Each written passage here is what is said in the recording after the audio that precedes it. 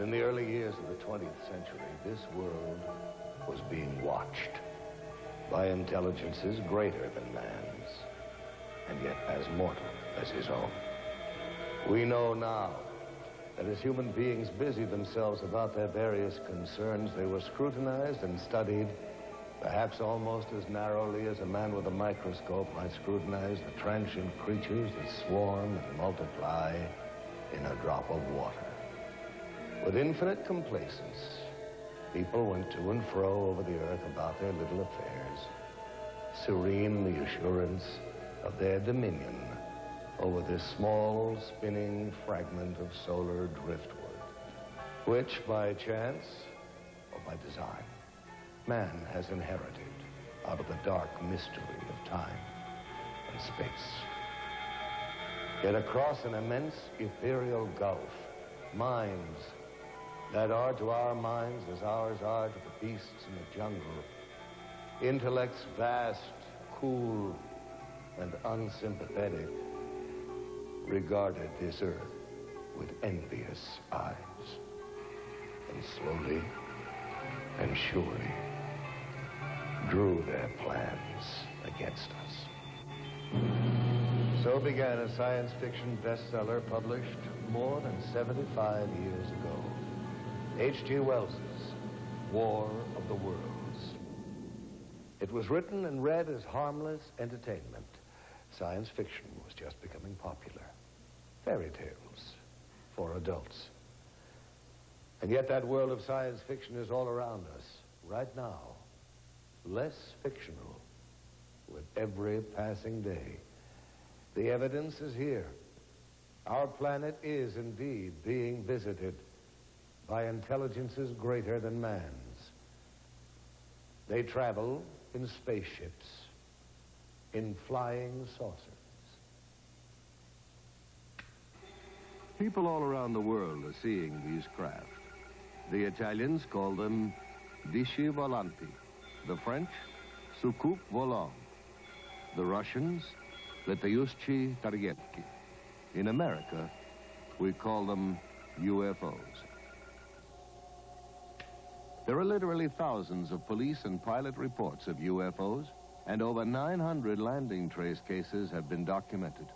Cases where soil chemistry has changed. Swirled circles that testify to tremendous centrifugal force where something massive landed. But what? The military spokesmen of the great powers are suspiciously silent. Only one thing is certain. No earthly power has built aircraft that execute right-angled turns at supersonic speeds. And such craft are consistently seen and photographed tracking our test planes and space vehicles. Where do these alien craft come from? And what are their powers? And why are they visiting us? Are they perhaps reminding us that we are part of a vast cosmic connection, that we have links, even kinship, with worlds beyond Earth?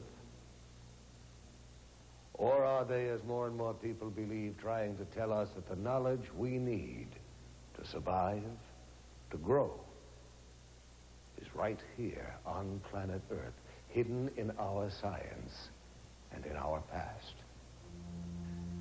Our planet is in crisis, and some say all this has happened before, a long, long time ago, to that mysterious, fabled land, the lost continent of Atlantis.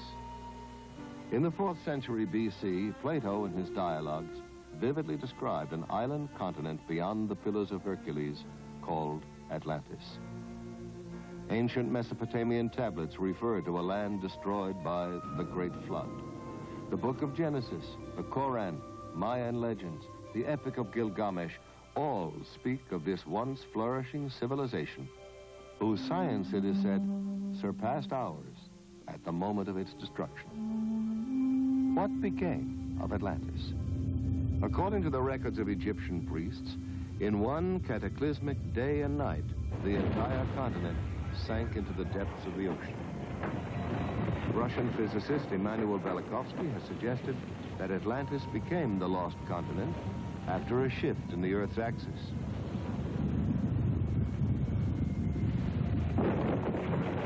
famous psychic Edgar Cayce believed that by misusing the powers of the mind and interrupting the evolution of the planet, Atlantis became the victim of its own perverted super science. And the people of Atlantis, what happened to them? Were they all destroyed? Or did some survive the Holocaust and migrate by sea and air to other lands?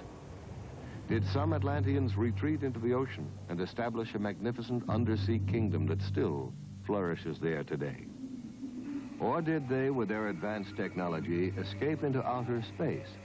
And have they perhaps, since man first left records on cave walls, been returning in their spaceships to observe us as we build the new Atlantis? What evidence is there that man himself was not the sole architect of the Earth's great ancient structures? Did we indeed get a little help from our friends from space?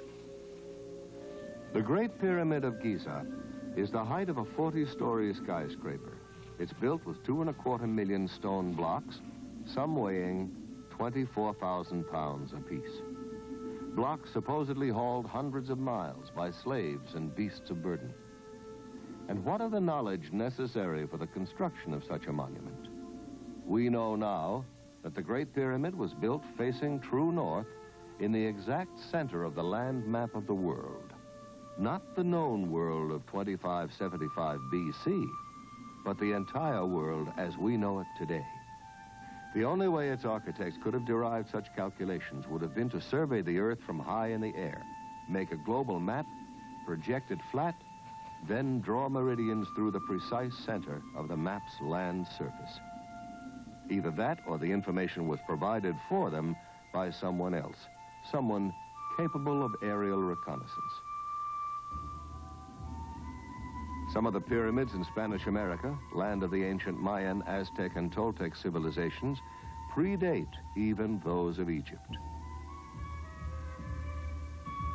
Tiwanaku, the oldest city in South America, is said to have been constructed by a race of giants whose homeland was destroyed by a great flood.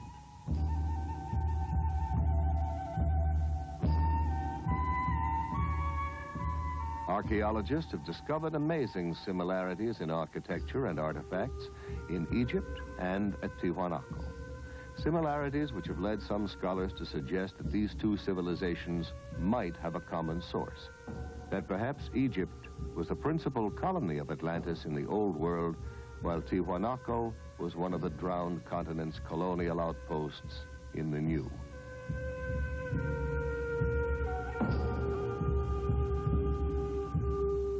The sacred books and folklore of widely separated lands all tell of days when gods visited this planet wrapped in clouds or conveyed by fiery chariots. Are the gigantic statues on Easter Island faithful representations of ancient astronauts or Atlantean giants? And what of Stonehenge, Neolithic computer of the Druids? The parallel is not far-fetched, for it would take an IBM computer to decipher the functions of this calendar monument, to predict coming eclipses from the complex alignment of the massive stone slabs, each marking a position of the sun and the moon. And more astonishing, the inner measurements of Stonehenge in England and the dimensions of the Great Pyramid in Egypt both indicate the precise number of days in a solar year, which seems to suggest that the architects of these distant structures had access to the same information, perhaps even worked from a master set of blueprints. The question is, why?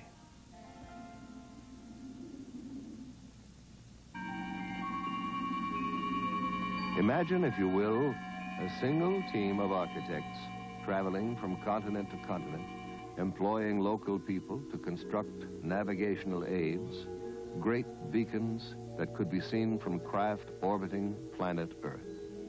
Beacons still operational today. Certainly the most permanent evidence that advanced civilizations have been visiting this planet since ancient times may be seen in these time-defying monuments, a world apart. But Let us consider what is happening in our skies today. It was exactly 8:05 p.m. when Air Defense Command received word that a mysterious light was hovering low on the horizon just northeast of Rapid City, South Dakota. Radar operators at Ellsworth Air Force Base shifted their attention to the northeast quadrant of the sky and immediately picked up an unidentified target. Air Traffic Control quickly contacted an F-84 patrolling in the west, asked for an interception, and vectored the jet toward the UFO. A moment later, the jet's radar picked up the unidentified return and locked on. The plane was just 3 miles from its target when the light suddenly moved away with a fantastic burst of speed. The pursuit lasted for 120 miles, but the jet could not gain on the object.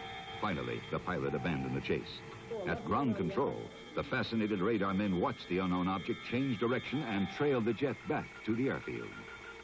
The evidence is overwhelming that planet Earth is being visited by intelligently controlled extraterrestrial vehicles. In other words, some UFOs are somebody else's spacecraft. There are no good arguments against UFO reality if we consult the evidence. Stanton T. Friedman, nuclear physicist and lecturer, has been consulting the evidence on UFOs for over 15 years. One of the most extraordinary cases he has studied recently was that of Charles Hickson and Calvin Parker, two shipyard workers from Pascagoula, Mississippi, who claimed that while fishing on the bank of the Pascagoula River, a strange craft emitting a bluish light descended and hovered just above the oyster flat 30 feet away from them. Hickson later described how 3 silvery creatures floated out of the craft, grabbed him, and floated him aboard. There was some kind of zipping sound, and when I turned around in this area out here, about 40 or 50 feet out there, there was some kind of craft, you know. It looked like it's going to come right onto the ground. But it came on down and hovered about a foot and a half or 2 feet off of the ground. But we didn't know what to do, you know. The river behind us and that out there, not knowing what it was. So, and then before we had time to really do anything, it seemed like an opening appeared. Toward the end, it was, you know, toward us. And the blue light, it had blue flashing lights as it was, you know, approaching the ground, but then they went out. And when the opening appeared, some source of light came from the inside. It was just almost blinding. Some UFO reports are hard even for governments to dismiss, especially when there are photographs to support the witnesses. At approximately 15 minutes to 10 Monday evening, several citizens from the East Los Angeles area phoned our station and stated that they were observing what they thought was an unidentified flying object. After receiving several of these phone calls, Officer Weinkoop and I were dispatched into the East Los Angeles area to investigate these possible sightings. We observed the object traveling in a southwesterly direction and gave pursuit of the object. While in pursuit, I was passenger officer and I was broadcasting a pursuit to my division watch commander, Sergeant Tigroin of Hollenbeck Division, LAPD. During the pursuit, I managed to take one photograph. This photograph negative was booked into police property using this report and this divisional record number. The spacecraft was oval shape on top and underneath, like a large pancake blown up in the middle. It did not have any dome like many of them have reported to have had. And it seemed to be about 200 feet in diameter and about 30 feet high. One of the best photographic sequences on record was taken of a UFO over Trindade Island off the coast of Brazil. Military and civilian observers on the Brazilian training ship Almirante Saldanha saw this metallic craft nearly 150 feet long moving in over the sea to circle the island. The professional photographer aboard the ship grabbed his camera and took these photographs, which were officially released to the world by Juscelino Kubitschek, then president of Brazil, as authentic UFO pictures. Evidence of UFO activity over water mounts steadily. Jacques Cousteau has reportedly investigated UFO sightings over South America's Lake Titicaca. Thor Heyerdahl saw strange, glowing masses underwater during his famous Kon-Tiki voyage. And there are literally hundreds of reports from marine scientists and ship's crews of mysterious undersea craft. What is the connection between UFOs and water? Are extraterrestrials using the oceans of our world as highly developed bases for successive space expeditions? Or are these craft, as some people believe, piloted by descendants of Atlantean survivors who sought refuge long ago under the sea? What evidence is there to support this speculation? We now have the means to explore our ocean floors, and divers have located vast stretches of what appear to be the paving stones of giants, stones as huge as the blocks that built the pyramids, crisscrossing the ocean bed in mid-Atlantic. Archaeologists have found the walkways and pillars of an ancient sunken temple off the coast of Bimini in the Bahamas. Are these undersea structures traces of one of the cities of Atlantis? Consider the mysterious triangle-shaped area in the Caribbean Sea that extends from the edge of the Gulf Stream about 150 miles east of Fort Lauderdale, Florida, to 40 degrees west latitude in the mid-Atlantic. Known in olden times as the Sargasso Sea, this area is a graveyard of the unexplained. It's a place where strange things happen to compasses. Strange things happen to time. Down through the centuries, this watery graveyard has claimed Spanish galleons, windjammers, steamships, supertankers, pleasure yachts, and aircraft. Almost all disappeared without trace, as if the tentacles of some mythical monster had reached out and seized them. This area is known today as the Bermuda Triangle, or Devil's Triangle. On December 5th, 1945, 5 TBM Avenger torpedo bombers under the command of Lieutenant Charles C. Taylor took off from Fort Lauderdale Naval Air Station on a routine navigational mission. Surface winds of 20 knots, skies clear, visibility unlimited. Suddenly, just 15 minutes before the flight was due to land, Fort Lauderdale Tower picked up Lieutenant Taylor's frantic voice. The time, 4 p.m. Calling the tower. This is an emergency. We seem to be off course. We cannot see land. Repeat, we cannot see land. What is your position? We're not sure of our position. We can't be sure just where we are. We seem to be lost. Assume bearing due west. Well, we don't know which way is west. Everything is wrong. We can't be sure of any direction. Looks like we're entering white water now. I tell you, we're completely lost. Then, at 4:25 p.m.,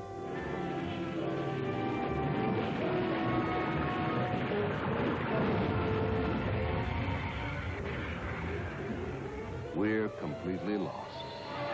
And then, silence forever. Immediately, the Navy dispatched a Martin PBM Mariner flying boat, a huge craft with electronic tracking gear, with enough fuel to remain airborne for 24 hours. Aboard, a crew of 13. By 7:04 p.m., the Mariner 2 was missing. In 3 short hours, the Triangle had literally swallowed up 6 planes and 27 trained men.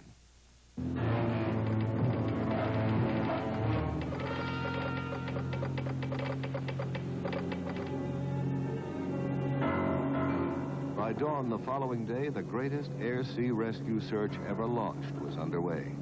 242 aircraft and 18 ships scoured the area known as the Devil's Triangle, but not a trace was found. Not an oil slick, not a piece of wreckage, not a life raft. Nothing.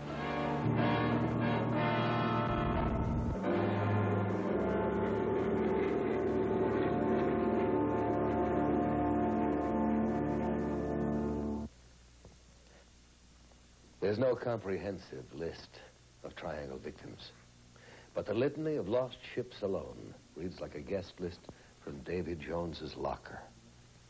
United States ship Nina, United States ship Grampus, the steamship Santa Clara, Star Ariel, the Home Sweet Home, the steamships Hewitt, Corner, Slocum, the Marine Sulphur Queen, the Southern District, the City Belle, the George Boston, the Raifuku Maru, and on and on and on.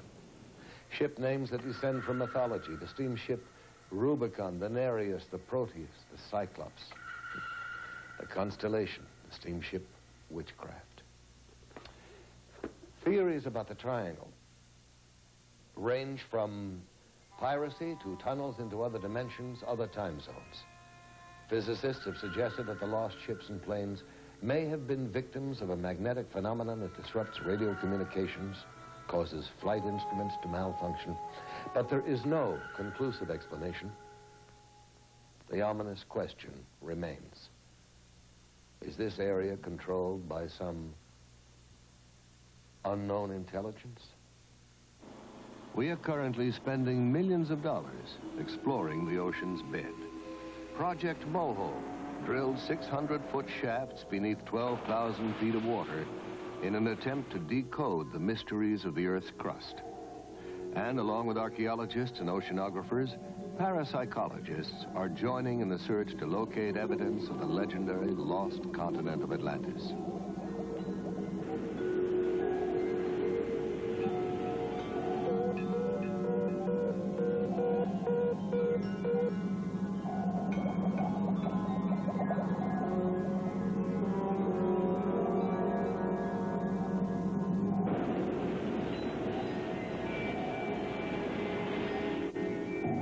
Myths from every country tell of gods and mermaids rising up out of the ocean. What if mythology is really condensed history, and the tales of these enchanted sea creatures are in fact eyewitness reports?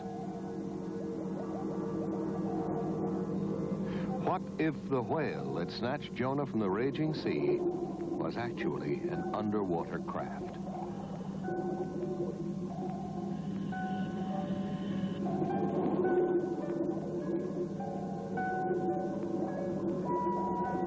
Undersea colonization may be a reality within our lifetime. Oceanographic institutes like Woods Hole and Scripps are collaborating with the government in undersea lab experiments to prove that man can live comfortably in an aquatic environment for extended periods of time.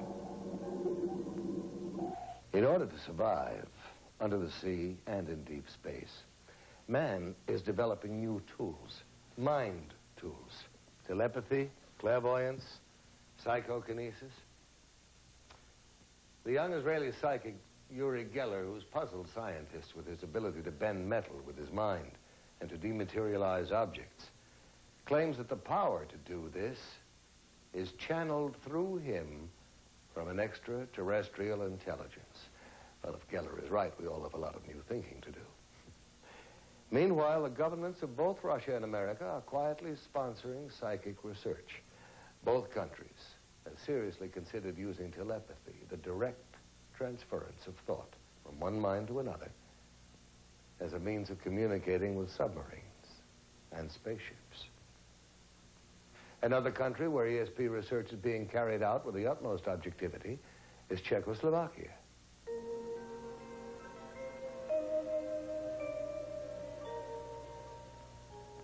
Here in a Czech laboratory, we are watching an experiment in telepathy.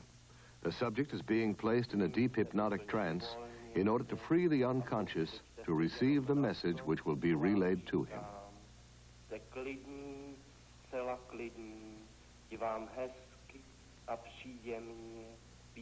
First, the subject is placed in a deep hypnotic trance.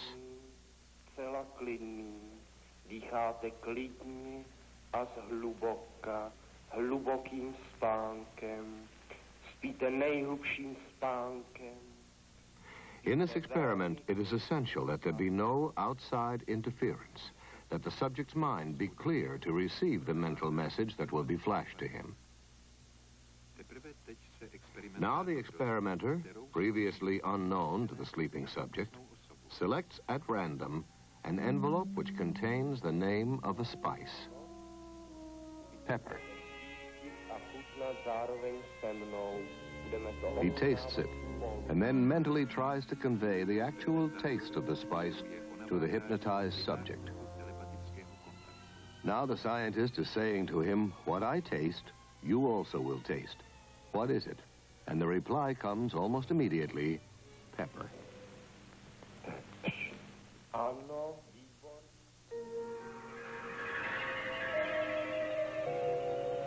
Psychokinesis, the ability to move physical objects with the force of the mind, is also a subject of intense interest to science and to the military. Here in Leningrad, under strictest test conditions, talented, sensitive Nina Kulagina makes the magnetic needle of a compass rotate by sheer mind energy.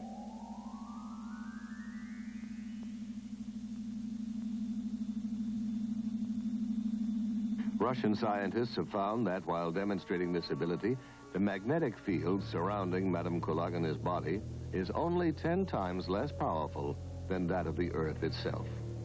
Using this same energy, Madame Kulagina can also make non-magnetic objects like these matchsticks, shielded under glass, creep toward her across the table.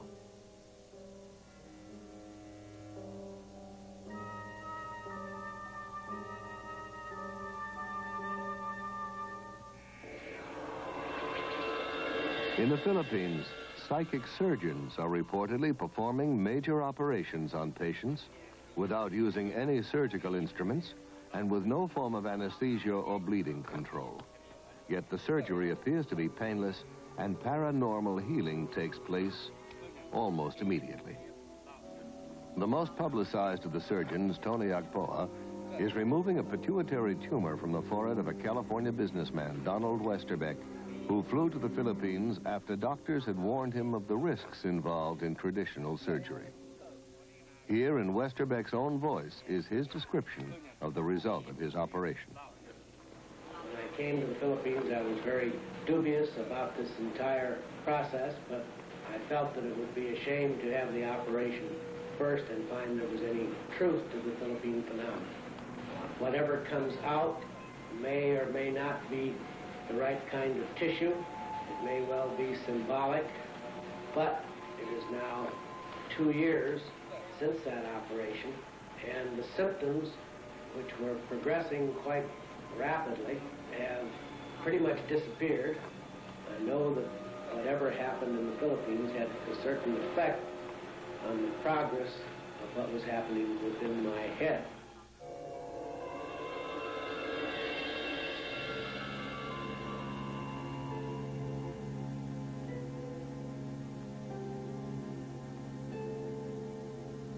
You're here for a psychic healing. We have healers here who actually laying on of the hands. Now, whatever your ailment will be effective. In some cases sooner, in some cases a little bit later. You will be subject to psychic healing. You'll also be subject to psychic readings. They'll help us determine what your particular problem happens to be. The healers have this energy that flows through them, imparting a psychic energy. And this energy will flow to whatever part of the body. I think that most people that really get into healing professions feel like they have some kind of healing ability. They may not know what it is, but I think they get into healing because they're kind of led into it. I mean, physicians, nurses, even chiropractors and others. Have you been doing any heat treatment or infrared or... This observer is a licensed physician, an MD, one of the first to inquire into this unusual method of healing to see what it has to offer to his profession. Oh, absolutely. Absolutely. No, there's no known physical cause for rheumatoid arthritis, and not really for the other kind, osteoarthritis either. Our usual procedure is to take psychic readings. This is a group of gifted sensitives who possess the extraordinary ability to diagnose a patient's illness by a method known as body scanning. They record their estimate of the possible illness by picking up vibrations directly from the sick person or by holding something belonging to her. Sometimes there is an actual transference of pain from the sick person to the diagnostician.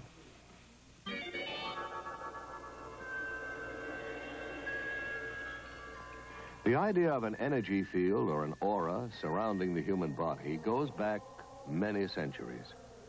In biblical paintings, artists attempted to depict it by painting halos or aureolae encircling the heads of divine religious figures.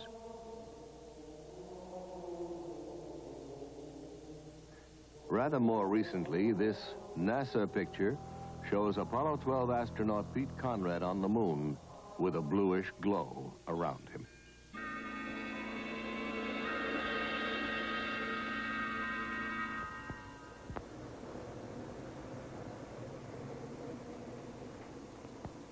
leading American center of psychic research is the University of California at Los Angeles, where research psychologist Dr. Thelma Moss is experimenting with Kirlian photography, a revolutionary technique invented by Russian scientists Semyon and Valentina Kirlian, which captures on photographic plates the aura or energy field surrounding both organic and inorganic objects.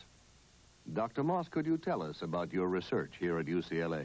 We've conducted about almost every area of research in parapsychology. That includes telepathy, thoughts going from mind to mind, moving objects at a distance.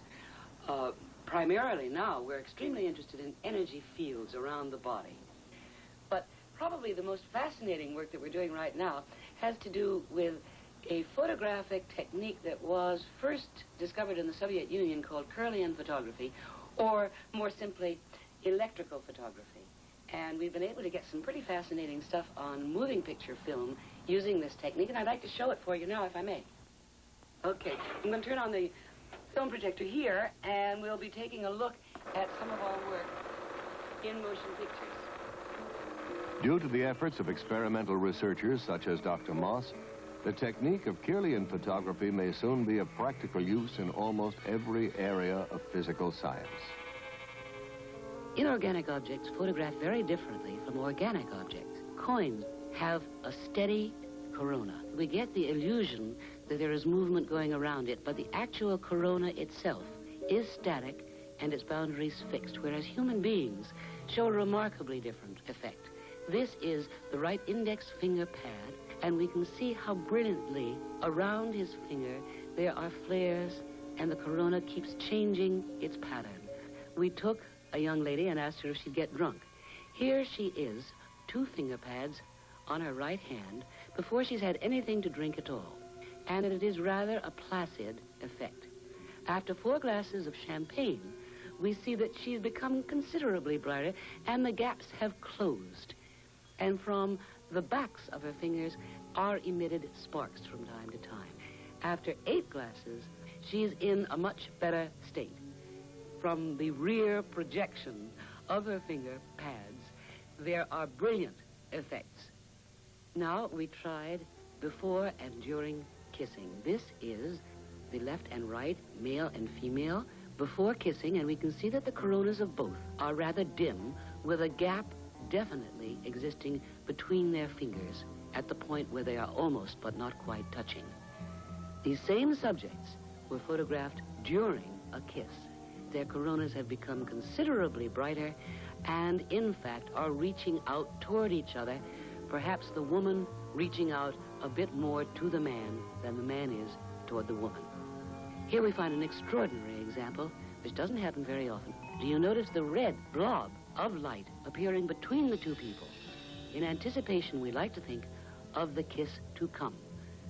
While kissing, the white and almost pink colors have become much more prominent, and it would seem the man on the left is perhaps enjoying the experience a little bit more than the person on the right. Now, Dr. Moss has also observed through the Kirlian process the dynamic interchange of energy between a psychic healer and his patient. Apparently, after a healing treatment, there's a sizable increase in the width of the coronae surrounding the fingertips of the patient and a corresponding decrease in the healer's corona. Another fascinating aspect of Kirlian photography is known as the phantom leaf phenomenon. People who've had a limb amputated often say that they can still feel it, even complain of absent fingers or toes that itch. Now this, according to scientists, can be explained by the persistence of old sensory patterns in the brain. But for years, psychics have claimed that they can actually see phantom limbs still attached to the body. And now the Kirlian technique supports their claim.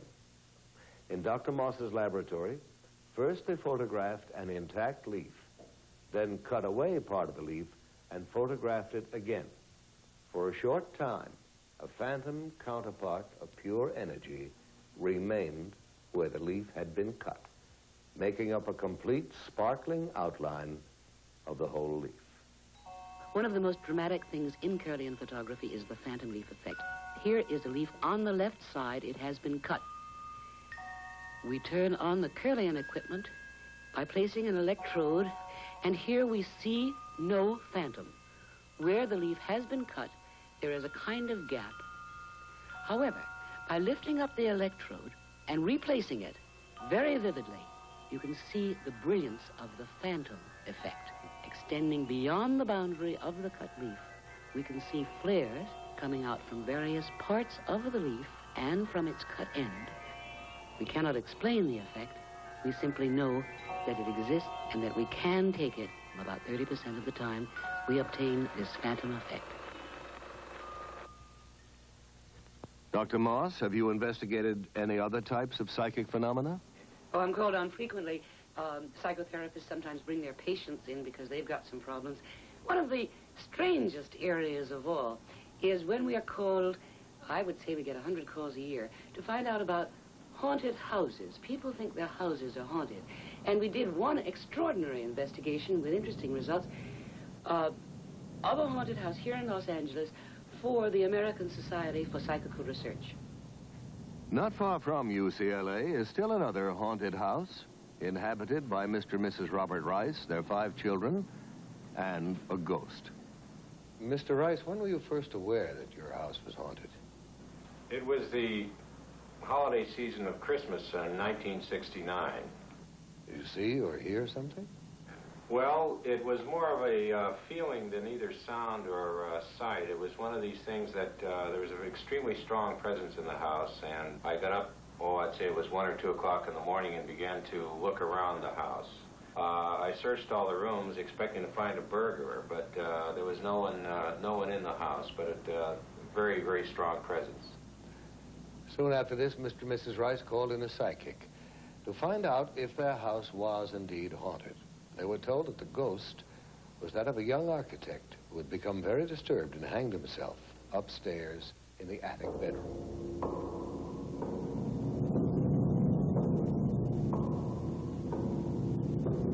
Well, I was working in my studio downstairs. I'm a painter, and this individual had become such a familiar part of our family after a number of years that I more or less tried to communicate with him on working in this painting. I saw a man about 5'7", very thin, dark complected, wearing a white shirt rolled up to the sleeves, open collared dress shirt, dark pants, and black shoes. There was an immediate effect of the painting taking shape. It was almost as if it were directed, although it didn't move my hand. It's not really a painting of him as he looks. It's more of a feeling of his personality. The California Society for Psychical Research came to the Rice's house to investigate the case.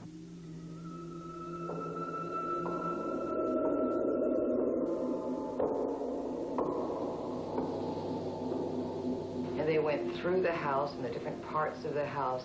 Wherever they were, that they felt something, they would record that. They felt very strong feelings of him upstairs where he was supposed to have hung himself. There were unusual noises up and down the stairs, and it sounded like someone walking up and down the stairs.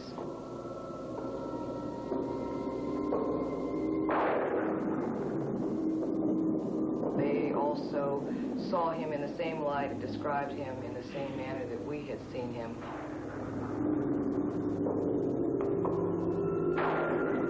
Much of their conclusions concurred with what we had told them ourselves. In view of the 5 children, there are absolutely no problems whatsoever. They're very aware of what's happened. It really doesn't bother them. They're used to the idea. We've never been afraid of him, and it's never bothered us living here, and we've been here for 5 years. Actually, we've kind of enjoyed having him as a silent member of the family.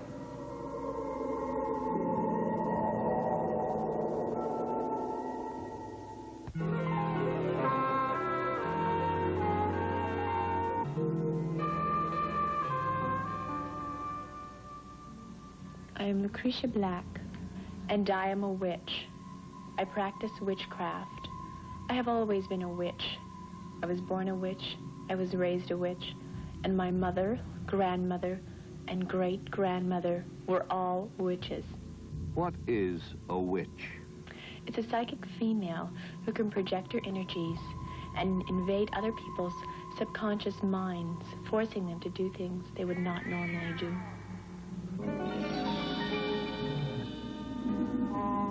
This is Witches' Mill in England, where in the Middle Ages, witches practiced their ancient art. There were witches who worshipped nature spirits and used plants and herbs to make potions for the sick. Witches who cast spells to dry up a neighbor's cow or blight his crop. Witches who wore charms and amulets to dispel the dark forces. In England, in medieval times, the church burned and hanged witches, blaming them when someone became sick or died. In France, Joan of Arc was burned at the stake because the church was afraid of her amazing psychic powers. Down through the ages, people with psychic ability have been falsely accused of being witches. And as recently as 1970, in San Jose, California, an ordinary Midwestern housewife was charged with practicing witchcraft.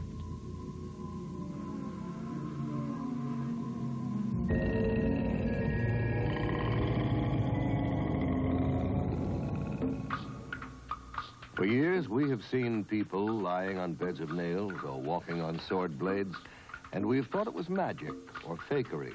Now we're beginning to understand there is a thin line between magic and what we call mind over matter. And science has begun to study the people who perform these feats. Here in Hawaii, members of an ancient tribe walked barefoot through fiery coals without suffering pain or injury to their skin.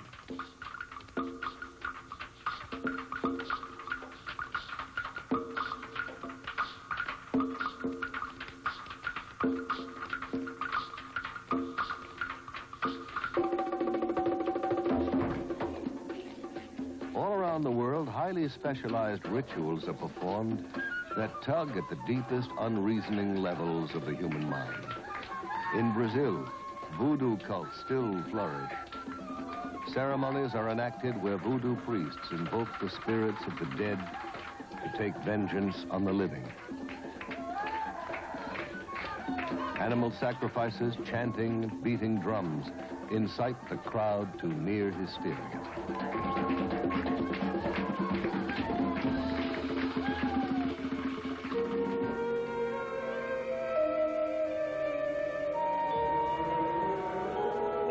Questionable occult ceremonies are not limited to the more primitive areas of the world. In San Francisco, as in other American cities, Satan is alive and well. And to prove it, here, with the full cooperation of the men and women involved, is an actual celebration of the Black Mass. In nomine Dei nostri, Satanas Luciferi excelsi. In the name of Satan, the ruler of earth, King of the world, open wide the gates of hell and come forth to greet me as your brother and friend. Grant me the indulgences of which I speak, for I live as the beasts of the field, rejoicing in the fleshly life. I favor the just and I curse the rotten. By all the gods of the pit, I command that these things of which I speak shall come to pass. Blessed are the strong, for they shall possess the earth. Cursed are the weak, for they shall inherit the yoke. Blessed are the bold, for they shall be masters of the world. Cursed are the righteously humble, for they shall be trodden under cloven hoofs. Command for us! Command for us! Hail, Satan! Hail, Satan! Hail, Satan!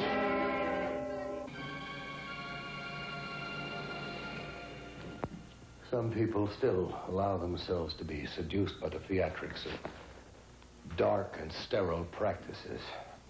But most of us are reaching out to a new, exciting future.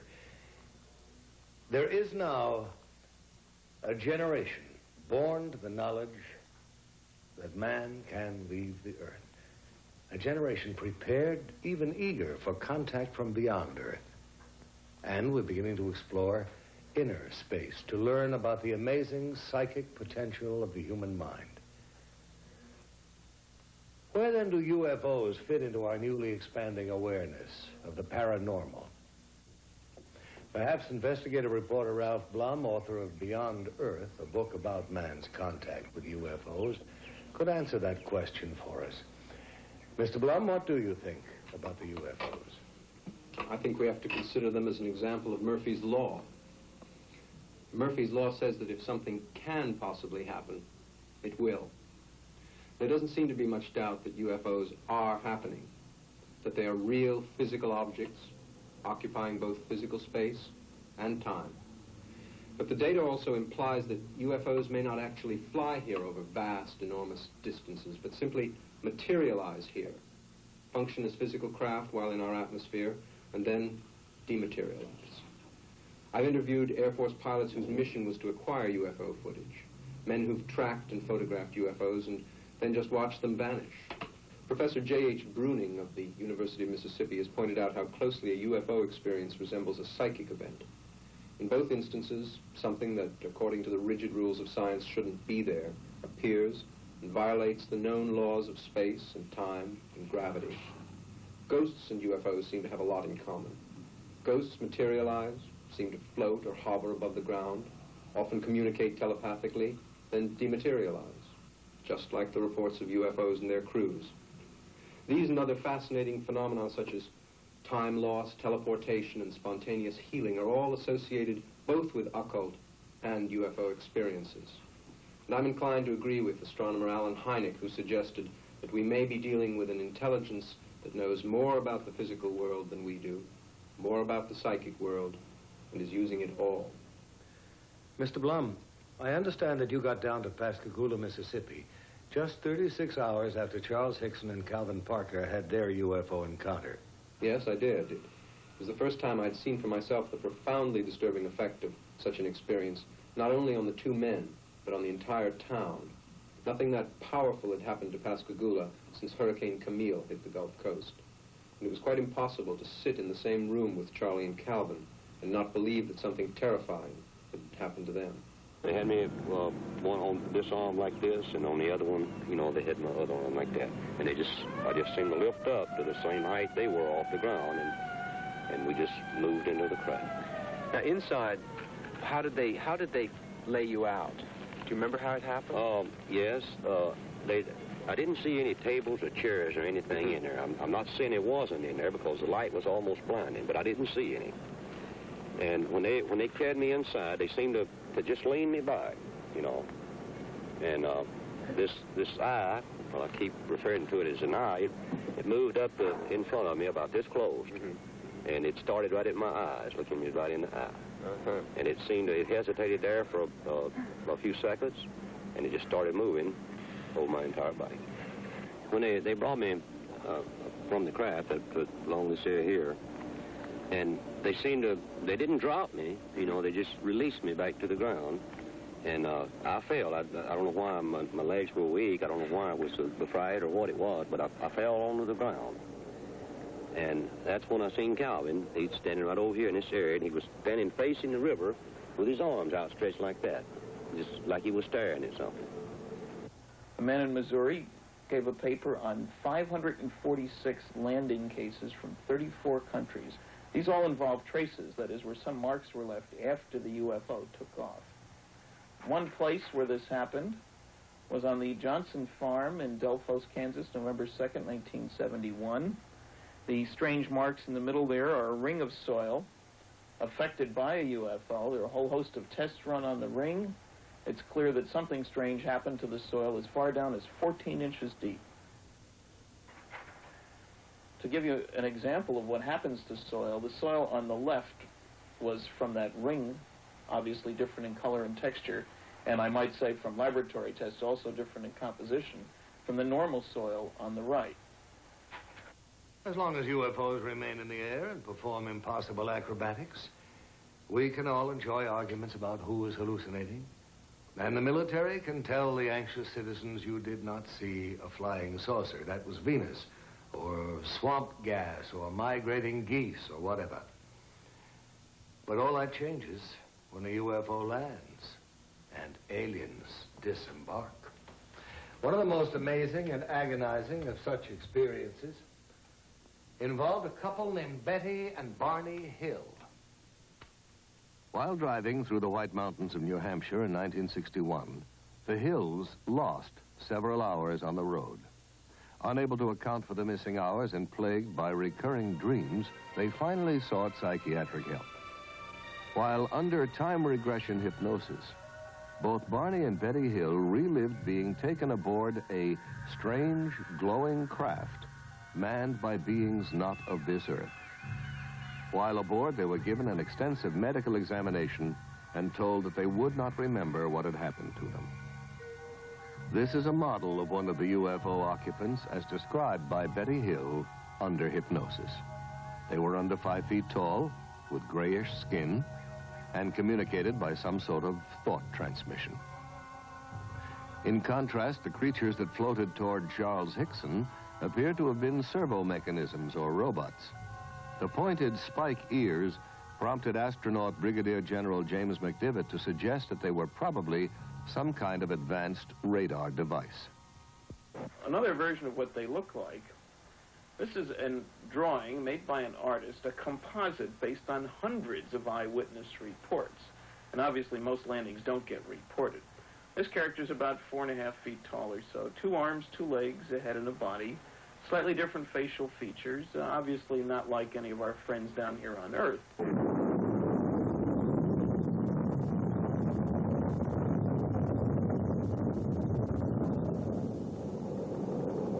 However, there are definite parallels in behavior. They have Earth excursion modules, which behave very like our lunar excursion modules. Take our Apollo program. We have strange-looking flying craft carried on board a launch vehicle. They hover out in the boondocks on the moon, land, a couple of humanoid-looking creatures climb out, wander around, pick up rock samples, play games, then re-enter their craft, lift off, disturbing the soil behind them, rendezvous with the mothership, and zip off toward another planetary body. The same sequence, in fact, that have been observed here by UFO witnesses. One of our pioneer astronauts was Brigadier General James McDivitt.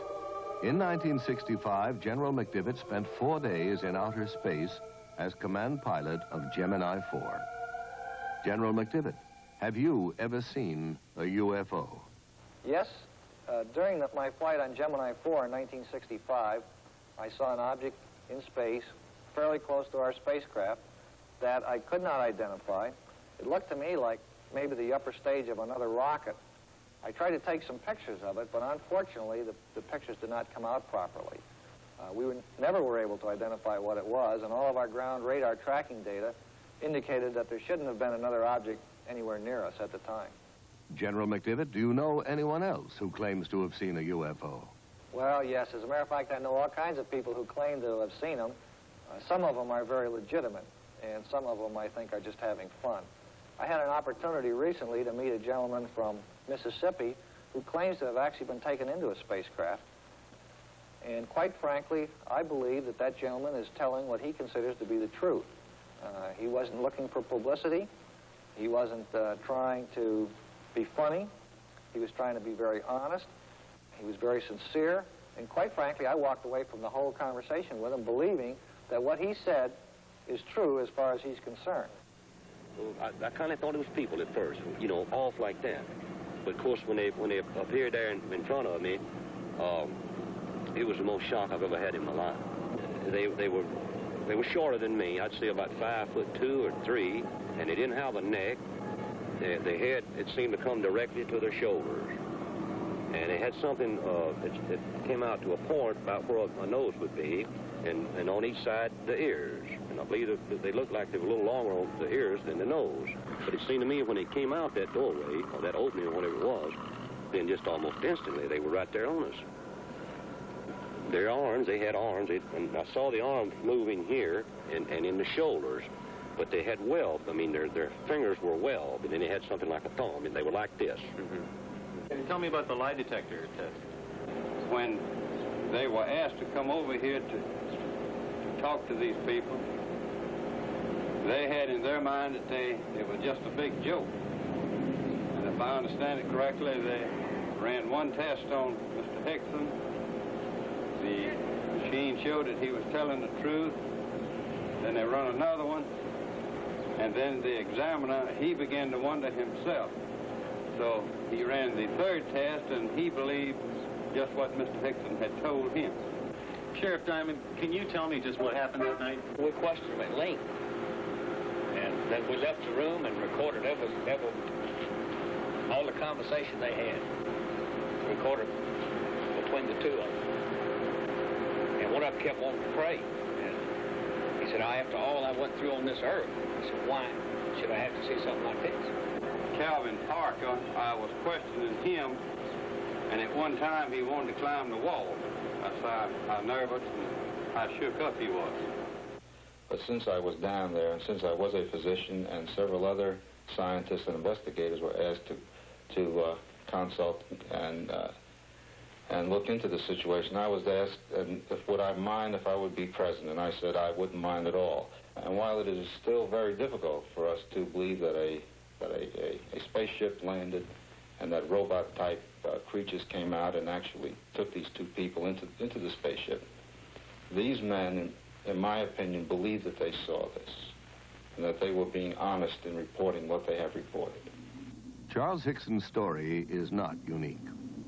UFOs first soared into the news in this country in 1947 when pilot Kenneth Arnold saw 9 disc-shaped objects skimming along at high speed and in an unconventional manner, like a saucer would if you skipped it across water. A newspaperman who interviewed Arnold coined the term flying saucer, and over a quarter century of sky watching began. For 28 years, these metallic disc-shaped craft, tens of meters in diameter, have been seen around the world, from Paris to Papua to Pascagoula.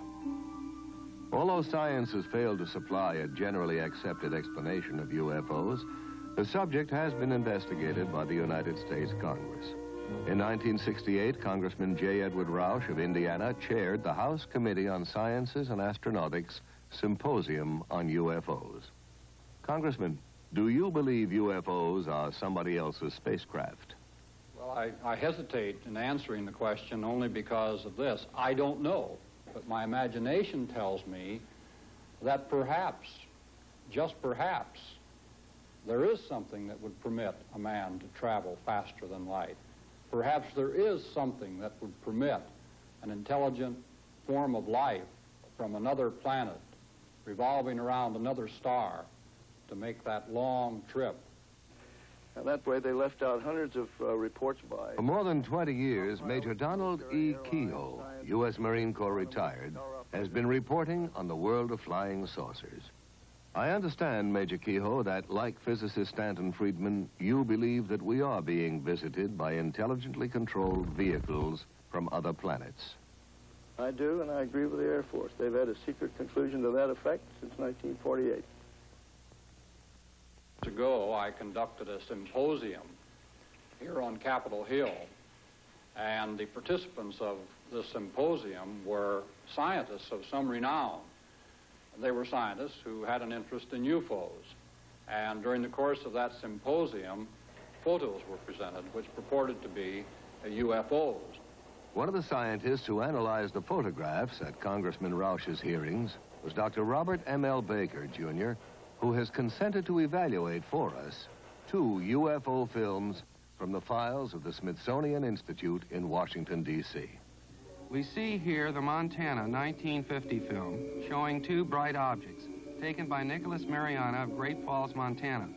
The natural phenomena that is often given as a source of these images is airplane reflections.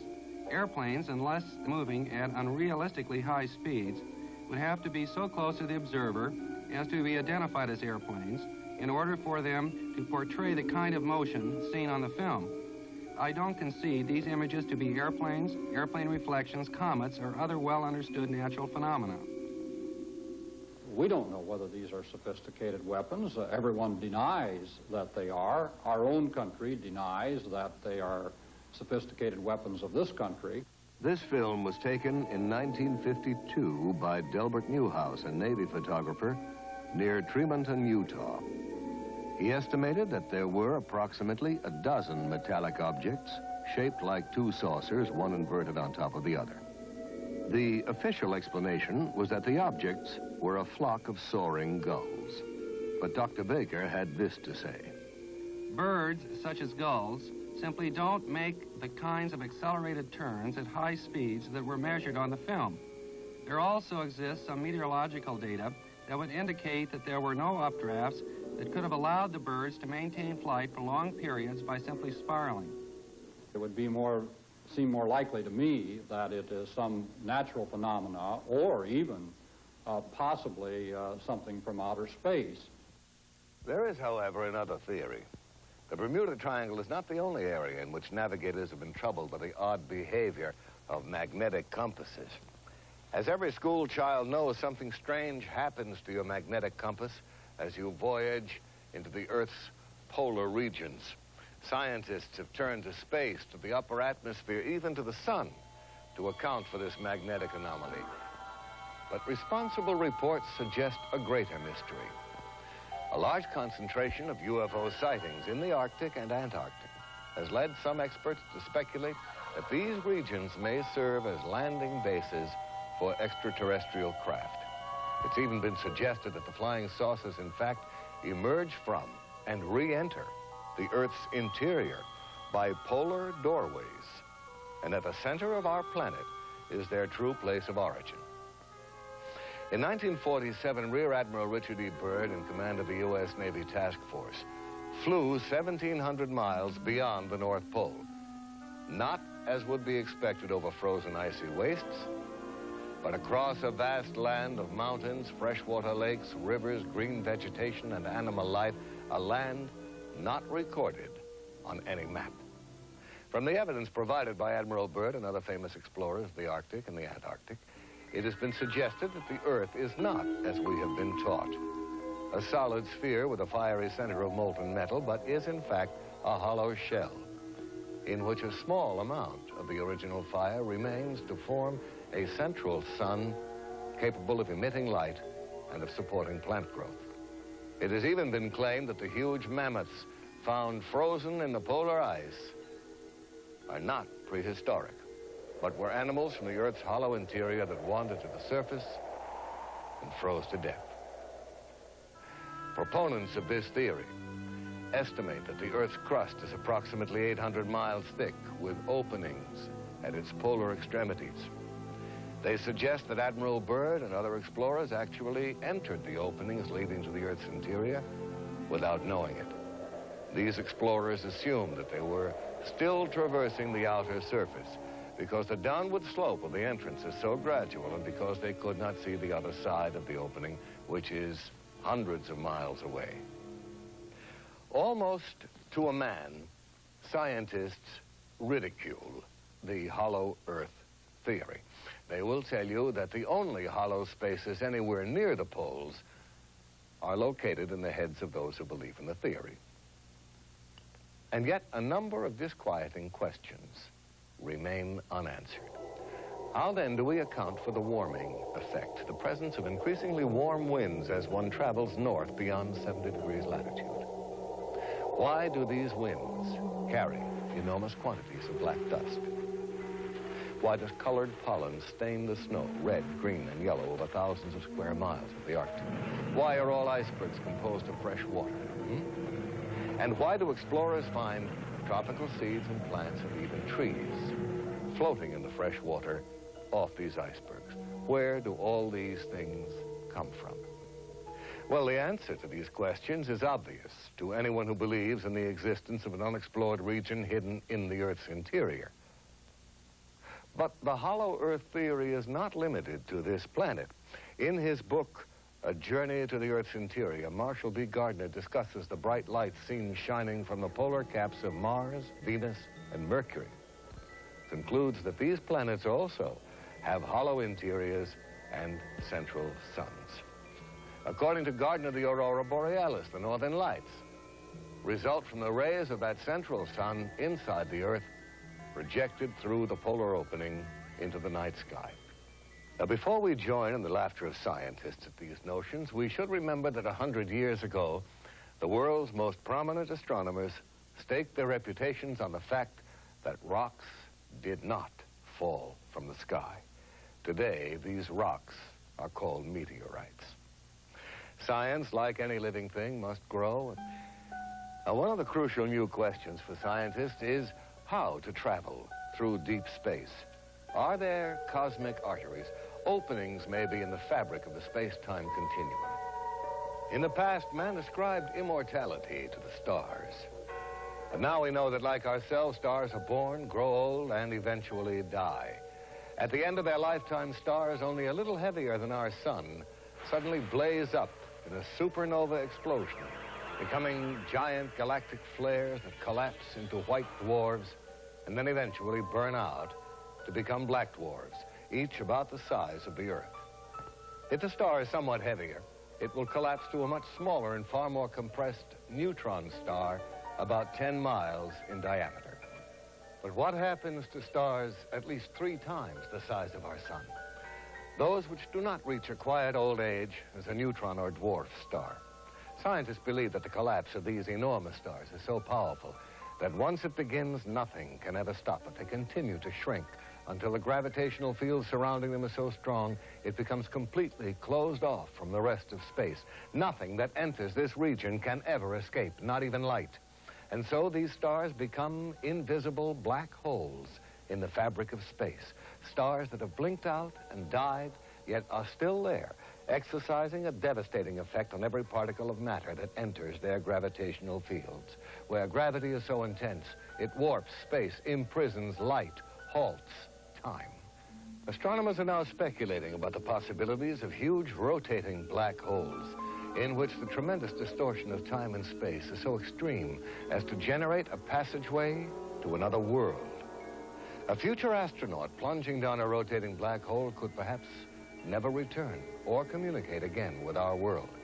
But he might emerge in a different time, a different corner of the universe, or perhaps even a different universe. And it's not so unlikely that an advanced technological civilization could have overcome the hazards of black hole travel, harnessed their power to voyage through time as well as through space.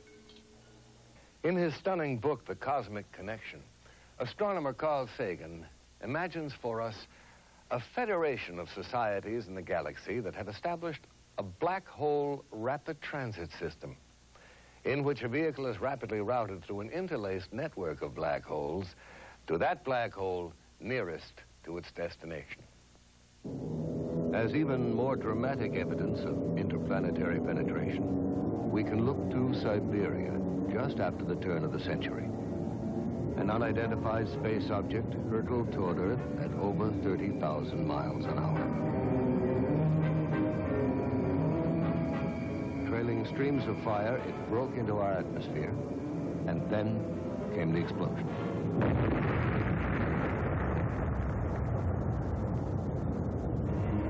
Equal in force to a thermonuclear blast.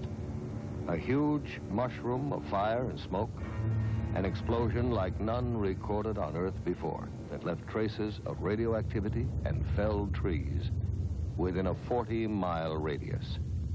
And yet there was no sign of a crater. On January 7, 1948, officials at Godman Air Force Base near Fort Knox, Kentucky, observed a strange object passing over them at high speed. Minutes later, at 2:30 p.m., a squadron of P-51 fighters approaching from the south was asked by the Godman Tower to investigate the UFO. Captain Thomas Mantell, the squadron leader, left the formation and began to climb. At 2:45, Mantell notified the tower he was at 15,000 feet. There's something in sight above and ahead of me. Some kind of a huge metal object, but it's not a plane. I'm going to 20,000 feet. At 3:15, Mantell radioed again. It's now directly ahead of me and moving at about my speed. I'm trying to close for a better look. That was Captain Mantell's last transmission. All further attempts to reach him failed. Less than an hour later, searchers found the plane. Mantell was dead. His shattered watch had stopped at 3:18. Does our military have in its possession the twisted metal remains of crashed UFOs, the charred bodies of space crewmen? I don't know. There are no easy answers. But one thing is clear. With the formidable resources at its disposal, the American military has to have the best collection of UFO data in the world. And I really think it's time they shared that data with the people. I must say I have some sympathy for the military, especially the Air Force, whose province is, after all, the wild blue yonder. What do you do when something unknown is penetrating your airspace and you can't cope with it? The bureaucratic solution seems to be, when in doubt, classify. But I also have real sympathy with the people who are the victims of this policy, people whose lives will never be the same because they had the courage to report what they saw. I admit some people have been seeing some pretty strange things lately. One of the strangest and most bizarre is the appearance of huge hairy creatures that walk upright on two legs and are frequently sighted in areas where UFO activity has been reported. Somewhere in these dense forests lurks something for whose origin and existence science can offer no earthly explanation. Called Sasquatch in Canada, Bigfoot in the western states, Folk Monster in Arkansas, Momo in Missouri, Skunk Ape in the Florida Everglades, these foul-smelling giants, some of them reportedly 10 feet in height, crash around in the undergrowth, uproot trees, invade logging camps, and terrify witnesses.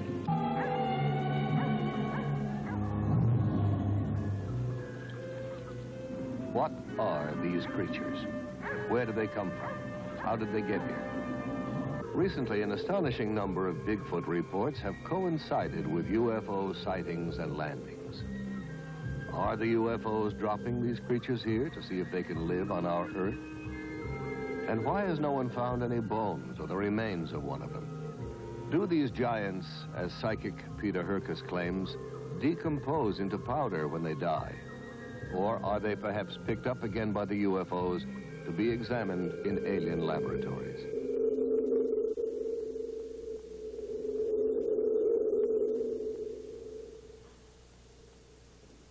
Is the Bigfoot a cosmic mutation?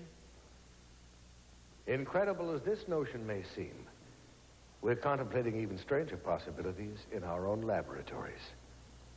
In 1818, when Mary Shelley first conceived of the Baron Frankenstein, the idea of one human being fabricating another was sheer fantasy. Now the inconceivable has become a near reality, as scientists around the world do research in the new and ominous field of genetic engineering. By a process known as cloning, we can now reproduce genetically identical copies of an individual organism. Already, experiments in cloning plants and lower animal forms have been successful. The way has been paved for similar experiments with human cells. At the University of California at San Diego, Dr. Walter Desmond is carrying out research in cloning.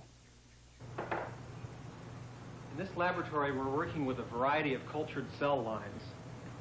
These are cells originating from various tissues in the body, which can grow essentially forever in culture vessels. The material from which we start, the animal tissue, is made up of a number of different kinds of cells.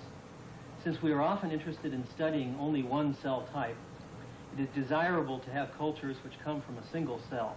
We would expect then all cells in such a culture to be identical. This is accomplished by cloning, putting a very small number, even one cell, in a culture dish and allowing the individual cells to grow. Colonies of cells arising where there was originally only one can be isolated and studied with the assurance that all of these cells are of identical origin. There is still some question whether cells of higher animals have this potential. At the University of Indiana, Dr. Janice Brothers has been doing extensive work on the development of lower animal forms, such as salamanders, from a single parental source. Thus, the new specimen salamander grows up to be essentially an identical twin, a generation removed, of the single parent. Axolotls are a type of salamander which come from Lake Yacamoco in Mexico.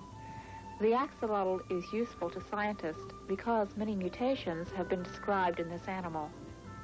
The development of each characteristic of the body is controlled by genes. A change in a gene is called a mutation. Some of the mutations that have been found in the axolotl affect the development of the eye, heart, legs, skeletal system, and the pigment.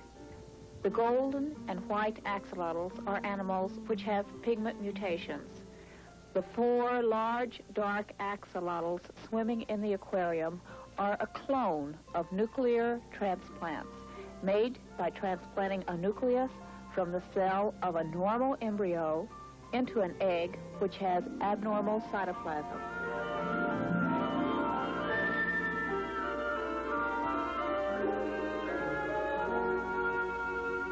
First, man thought that only man possessed communication systems. Then we made friends with the dolphin. And now plants take their place among the communicating life forms of this planet. Since 1969, Marcel Vogel, a senior research chemist at IBM, has been actively engaged in the study of man-plant communication. Vogel believes not only that plants respond to our thoughts, but that they are supersensitive instruments for measuring our emotions. Working with green, broad-leaved houseplants like this philodendron, Vogel wraps a copper wire around the plant and attaches a small stainless steel electrode to the plant leaf. The wire is then hooked up to an amplifier and polygraph recorder, and he is ready to establish a stable baseline, a sort of plant heartbeat on the graph. One of the earliest experiments that we did was the threat of attack. With the help of his assistant, Chuck Mignosa, Vogel will now attempt to project thoughts of attack and then monitor the plant's response. So what I'd like to have you do, Chuck, is to build a strong thought form of an attack. Chuck, think a strong thought of attack, and then commit the act on the plant. Any shift of the needle on the graph is regarded by Vogel as a response from the plant. When the needle jumps wildly, it is the electrical equivalent of a human scream. Next, we will see both Marcel Vogel's and the plant's response to his assistant, Tom Montalbano's directed thoughts. Both the plant and Marcel Vogel are tied into the narcophysiograph biofeedback machine. This is the plant response telemetered through the stainless steel electrodes. Here is Marcel's galvanic skin response. This trace is Marcel's pressure and his cardiovascular relaxation and tension of the blood vessels. This trace is the temperature variation coming from Marcel's hand. As you can see, it's lowering. Now I'll be quiet. Now I'll focus into you, Tom. Tom, do you like women? Definitely. Now it's responding to you. And this time I'll focus onto your liking of women. Now here you have my response to your thought, but nothing with the plant yet. Now we're getting an a response, you see, right here. I had a thought of doing some healing work. Good. Now repeat that operation, that thought. There's the repeat. There you picked it up. Now it transferred. See, your mind was locked in. There's the thought finally transferred. All right. Look at There this. it is. There's a response to our personal interaction. It's always a thrill to me when I see this happen, because it's hard to believe that we are all linked together with thought. So we really become one with each other and nature. And that's why I love this type of work. Now here's my response to the thought of love. I said the word love, but look at the... Marcel Vogel is pointing out how, with identical equipment, the plant's response is greater than his own. That it actually picks up more information and is therefore a finer instrument for measuring emotion than man himself. Research into the secret life of plants raises some awesome moral questions. Should we, for instance, give up cutting roses in our gardens? Should we eat only vegetables that have died a natural death? And what is natural when we speak of death? The human race has come a long way since Faust sold his soul to the devil. Now we are ready to negotiate with death, to treat dying and death as a disease, and a curable disease at that. In March of 1963, biologists at the University of Oklahoma confirmed that the skin cells of the Egyptian princess Mene were still intact and, in effect, alive. Yet Princess Mene has been dead for several thousand years. Ancient Egyptian priests apparently knew many of the secrets of life preservation, secrets we are now in the process of rediscovering through a branch of science so new that most people have never heard of it. The name is cryonics. Cryonics is a program of extended life. Because of the tremendous gap between the research laboratory and the general practitioner's office, it appears it is no longer appropriate to bury or cremate an individual simply because he is suffering from a terminal disease and has suffered a cardiac arrest. In fact, there is much more we can do utilizing the newest developments and breakthroughs in the science of cryobiology. In fact, cryonics regards dying and death as a disease, most serious indeed, but not necessarily incurable. How do you cure a patient of death? Well, under ideal conditions, a patient would be in a hospital, and just seconds after cessation of heartbeat, death certificate would be signed, constituting legal death. Immediately, the patient's body temperature must be reduced to 0 degrees centigrade just as soon as possible. This is accomplished by usually placing the patient in a cold bath solution and rapidly reducing the body temperature. The purpose is that we are trying to reduce the metabolism. We are trying to slow down the dying process as rapidly as we can. Preparing the body for the second phase of cryonic suspension, which is perfusion, where the body is actually brought down to temperatures all the way down to 300 degrees below zero.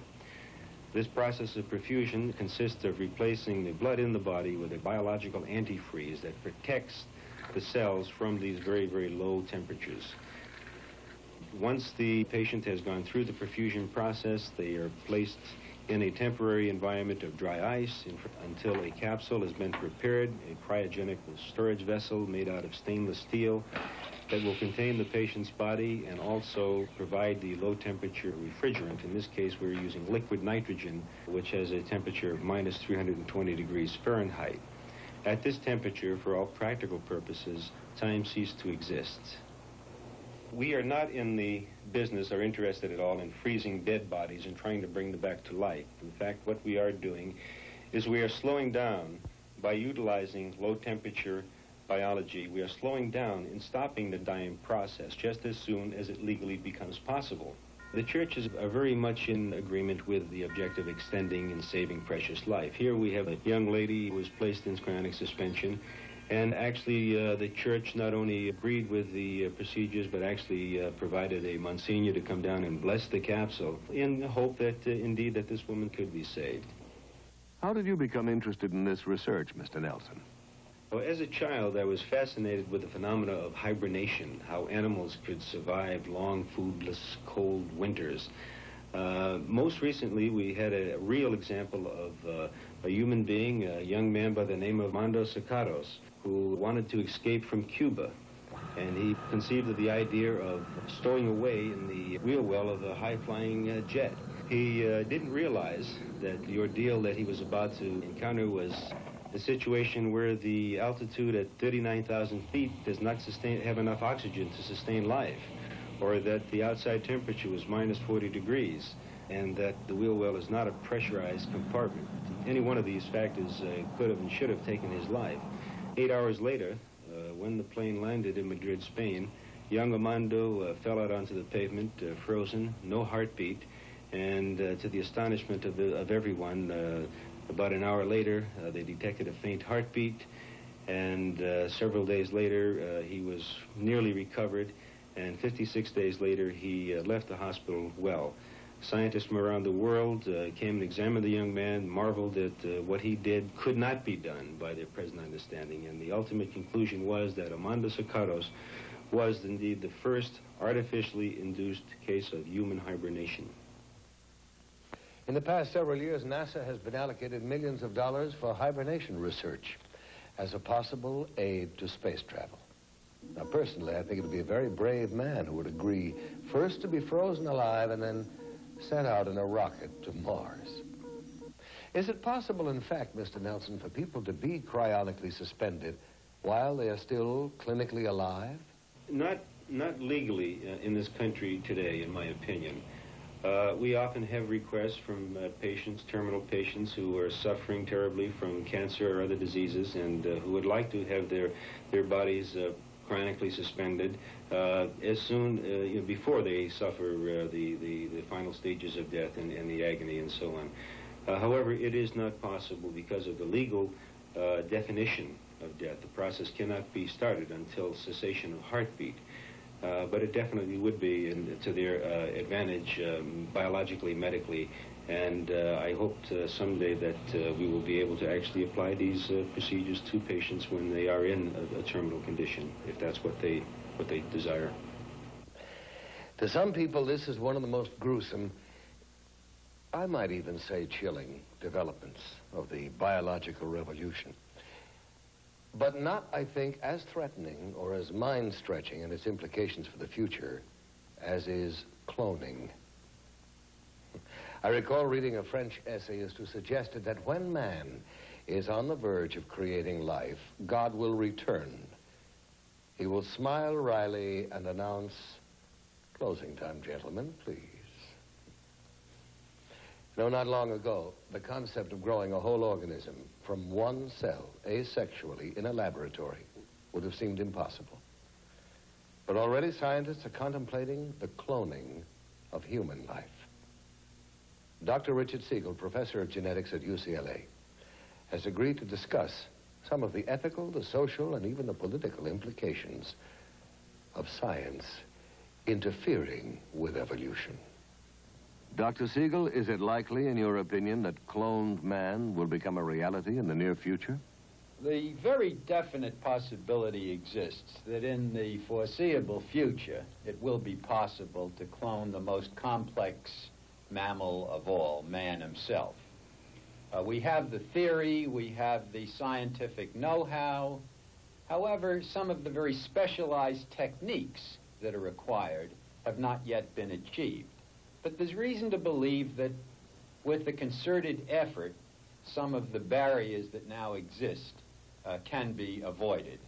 Were human cloning finally achieved, and I must emphasize that it has not yet been done, I think that it would raise some very remarkable ethical problems for all mankind. After all, here would be a group of people who would have no proper father, no proper mother, no family, who would recognize from the outset that they were Xerox copies, as it were, of people who exist or had recently existed. And to contend with this through their lifetimes would present a most difficult problem that would finally have to be dealt with. Whether it would be psychiatric, psychological, I don't know. I would not like to be a Xerox copy myself. Certainly cloning would raise, too, some very practical problems for man. For example, one can think immediately a dictator who could clone for himself a superior fighting force, people that would be virtually invincible as an armed force, people who could be programmed so that they would have no mental blocks against fighting. They would have no question but to go out and kill or do the bidding of the dictator. Now here's another possibility. Really very intriguing, but at the same time quite frightening. We can imagine that a very wealthy, very powerful individual might have a dozen or so clones of himself prepared. And these could be kept in storage, as it were, and could be used when called upon as a source of spare parts. For example, when this wealthy old man's heart began to give out, he could get a new heart, a transplant, from one of his clone copies. And there would be no danger whatsoever of transplant rejection. The heart would be destined to take and would function normally. Similarly, in the case of some horrible accident, if a leg were removed or horribly damaged in the case of the wealthy man, a spare part again could be taken from a clone copy, and this could be used to function. But here's the question. What do we do with the copy from whom the spare part has been removed? What indeed would we do With all those pieces and parts and almost persons, what will recall the debris?